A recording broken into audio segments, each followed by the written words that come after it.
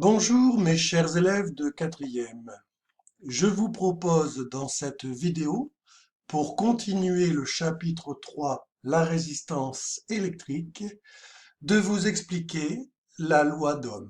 Alors ce sera le grand 5 de votre chapitre 3, la résistance électrique. Alors,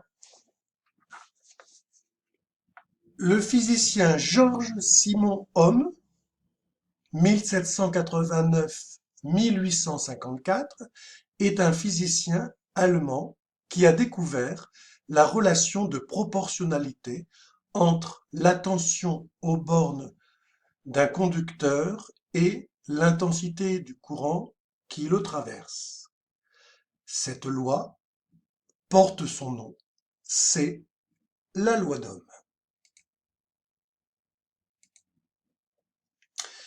Expérimentalement, nous avons vu qu'une résistance insérée dans un circuit en série faisait diminuer l'intensité du courant.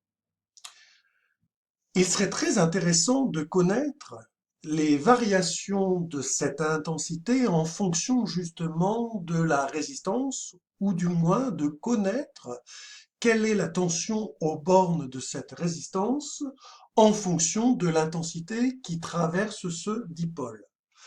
Pour cela, eh bien, nous avons à notre disposition la possibilité de faire un circuit électrique dont je vous propose ici le schéma électrique.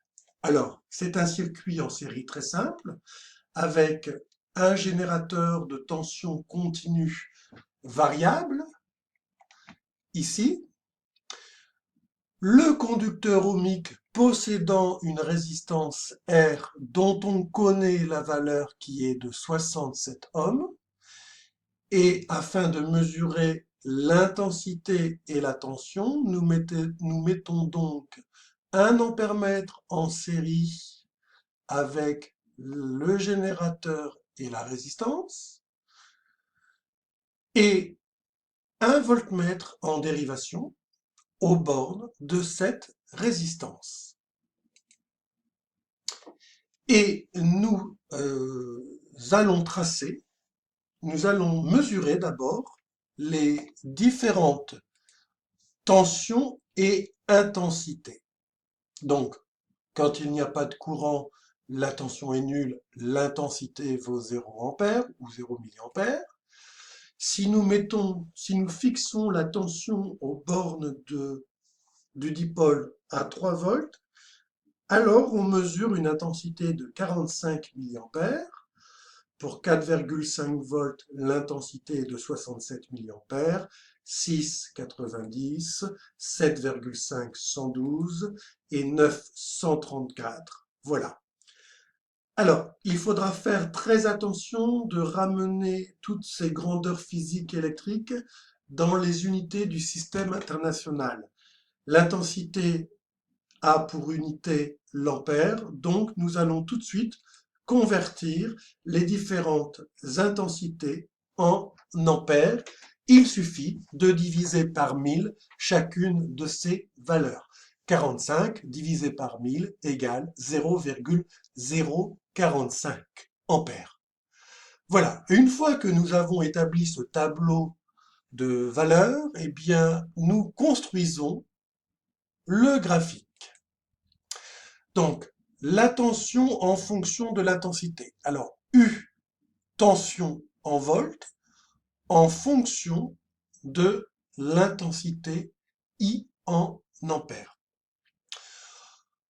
On place donc les différents points du tableau et première observation, eh bien, nous voyons, alors que nous n'avons encore rien tracé, mais nous voyons que les points semblent être alignés. Du coup, nous allons pouvoir tracer la courbe caractéristique intensité-tension en reliant tous ces points par une droite. Nous voyons également que cette droite passe par l'origine. Alors mathématiquement, ceci est très riche. ça veut dire que la tension est proportionnelle à l'intensité. Ce qui veut dire que si on double l'intensité, par exemple, si on passe de 0,02 à 0,04, eh bien, on est à peu près, ici on est à 1,4 volts à peu près, donc on sera aux alentours, on sera à 2,8 volts. Donc quand on double l'intensité, la tension est aussi doublée. Le coefficient de proportionnalité, eh bien, s'obtient en prenant un point de la courbe, par exemple celui-ci, on prend son ordonnée 8 volts et on divise son ordonnée par son abscisse et on obtiendra ainsi le coefficient de proportionnalité.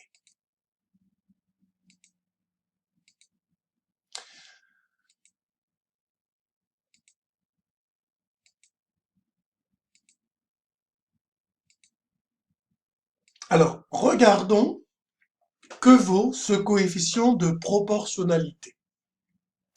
Donc, on prend un point P de la courbe qui n'est pas forcément un point du tableau, un point expérimental.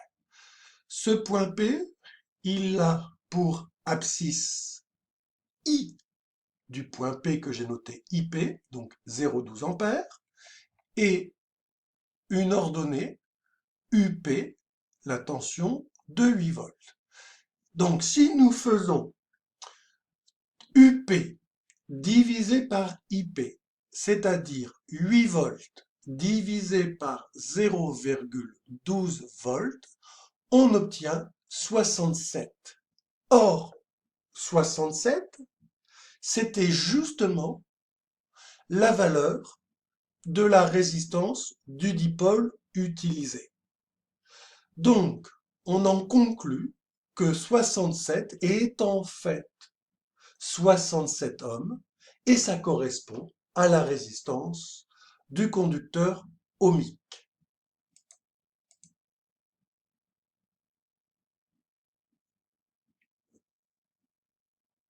Il est temps maintenant de conclure et de retenir cette loi d'Ohm. Donc, on va pouvoir dire que la tension U aux bornes d'un dipôle ohmique est proportionnelle à l'intensité I du courant qui le traverse. U égale R fois I. Tension égale résistance multipliée par l'intensité.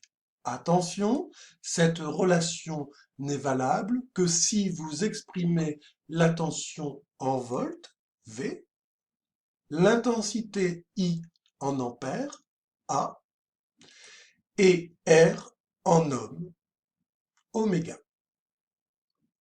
Voilà, vous savez tout de la loi d'Ohm, la relation de proportionnalité entre la tension et l'intensité. Bon travail à vous!